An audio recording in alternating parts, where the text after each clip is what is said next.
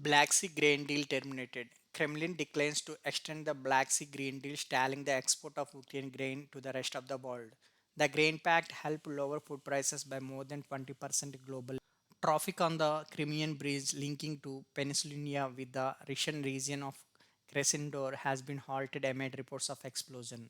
A Russian official has stated that two people were killed in the emergency on the Crimean Bridge and their daughter was injured.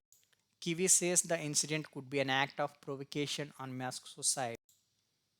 The Kremlin said on Monday that UN broke a deal to allow the safe passage of Ukrainian grain exports through the Black Sea is terminated, claiming that Russia's conditions had not been met.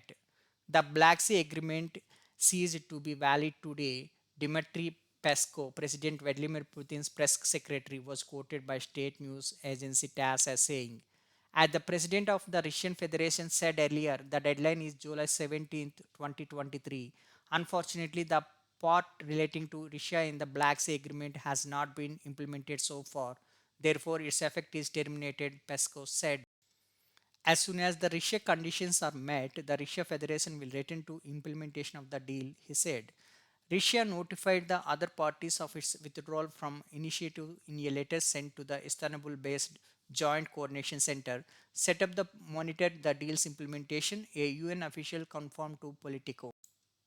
The Black Sea Green Initiative, which was firstly brokered by the United Nations and Turkey a year ago in the wake of Russia's invasion on Ukraine, was last renewed on May 17th for 2 months. Some 33 million metric tons of grain and oilseeds have so far been exported under the deal, which has been extended three times, offering a lifeline to Ukrainian farmers and to food insecure countries in the global south.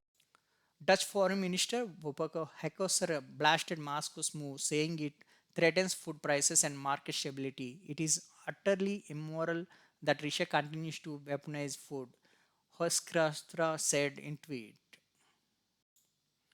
Enough is enough. Moscow has reportedly said it would not agree to further extension, claiming that it is not seeing the benefit of the pact. Hidden Western sanctions, the Kremlin says, are hindering Russia's own food and fertilizer exporters and thus contravening a second deal against the last July under which the UN committed to facilitate these exports for the 3 year period. Last Tuesday, UN Secretary General Antonio Guterres sent a letter to Putin putting forward a compromise proposal to meet the Kremlin deal that Russia's state agriculture bank be redeemed to the SWIFT payment. 2 days later, however, Putin reiterated that conditions required for Russia to extend the pact had not been met. We voluntarily extend this so-called deal many times.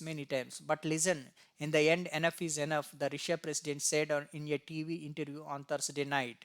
Russia is exporting record amounts of grain. Ambassador Jim O'Brien, head of the State Department Office Sanctions and Coordination, told Politica ahead in an interview ahead of Monday's announcement in Moscow. There are no evidence that Russia is impeded in its exports, he said, adding that the EU, the US, the UK, and UN have worked very closely with specific companies said to the facing difficulties in addressing their concerns. The last ship to travel under the pact left Ukraine's Odessa port on Sunday morning. In the run up to the July 17 deadline, the number of shipments had fallen, dropping to 1.3 million metric tons in May from 4.2 million last October. While no new vessels have been registered under the initiative since the end of June, Kyiv, which accuses Moscow of sabotaging the deal, is readily alternative routes to export its grain and oilseed crops.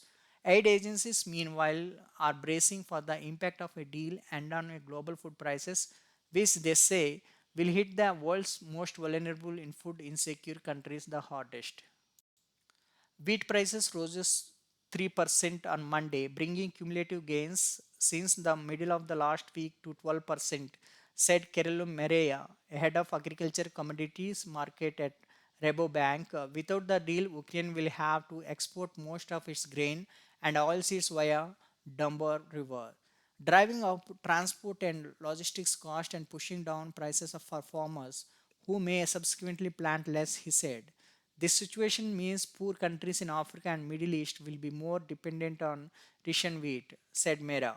Russia's withdrawal from the initiative would make it solely responsible for devastating blow to global grain security, said O'Brien.